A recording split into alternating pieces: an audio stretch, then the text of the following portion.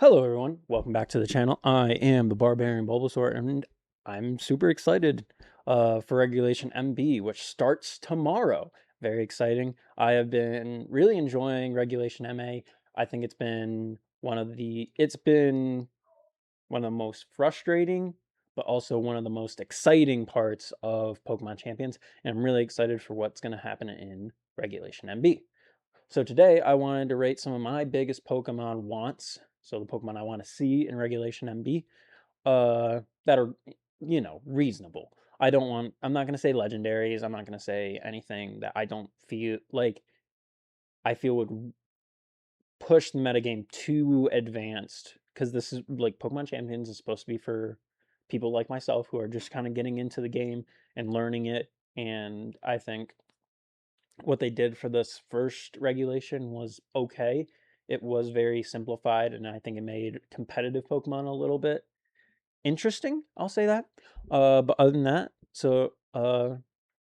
let's get started. Also, don't forget to subscribe, like, comment, and hype the video to help me grow here on this channel and make better content. At number 5, I have Gigalith. I think Gigalith is a Generation 5 Mono Rock type. I think Gigalith is a very physically bulky Pokemon that can do really well to block hits, but also dish out really good physical type damage. It has a 130 base defense stat and a 135 attack stat. Gigalith is a strong contender to help control this new Big Six that was developed in the Regulation MA of Charizard, Basculegion, Sneasler, Garchomp, Eternal Floette, and Kingambit. With its ability, a Pokemon with Sturdy cannot be knocked out by a single hit as long as its HP is at full.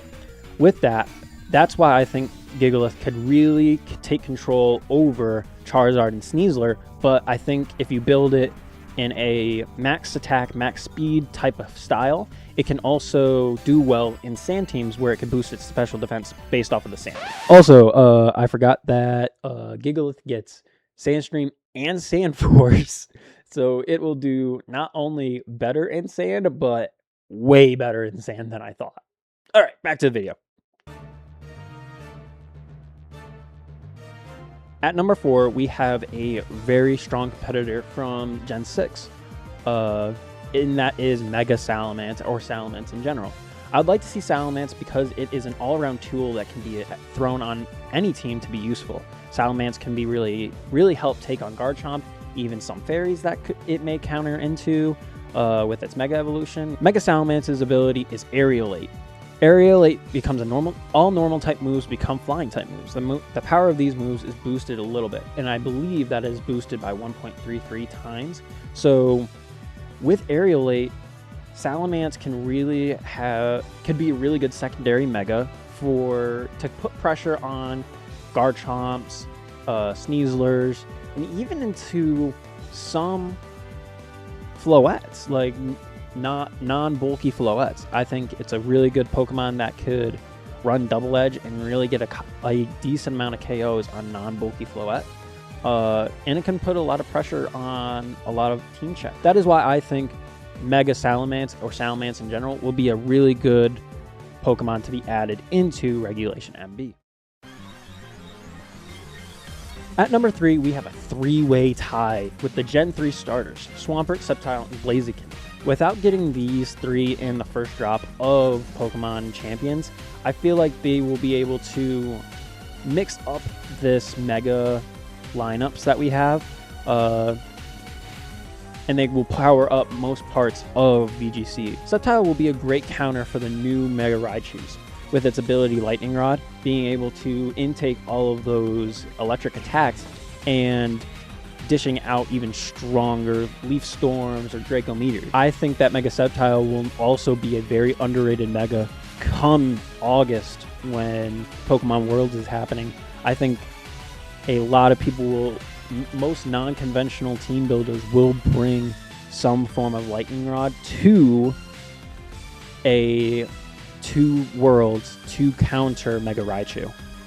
Swampert will be a really strong addition to Rain teams, which I think Rain will become a very strong meta staple, especially when it comes to Worlds, with the addition of Mega Raichus. And with that, it will be a hard hitter and bring a lot of burst and spread damage for the format. Blaziken will be a really good physical sweeper into the meta, especially into King Gambit.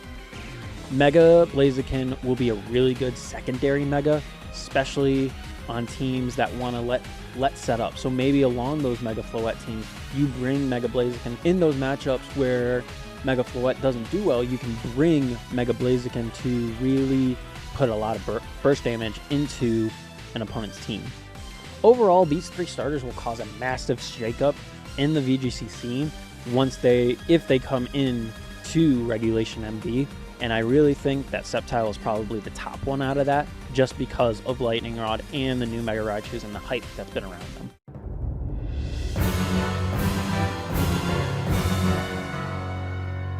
At number 2, I would love to see Togekiss get added to Regulation M-B. Togekiss is a really good support mon that can also deal some heavy damage with Serene Graze as its ability. And as we know, flinching on this first turn. Maybe would have tried to go for a Sucker Punch here, as we see that animation fall. Rock Slide from the Aerodactyl does land to the Incineroar and the Mammoth Swine, but can the Mammoth Swine move? Mammoth Swine flinch! Health, follow-up Tailwind from Eric, so he will have the speed, but does he have the damage with his own King Gambit? Oh. No! The flinch! No damage coming on out, and it's going to be a low kick to take it down! It's a very difficult thing to get around in Pokemon Champions. It could really turn flinches and paralysis into a strong key meta staple, which flinches are really heavy right now with Rock Slide.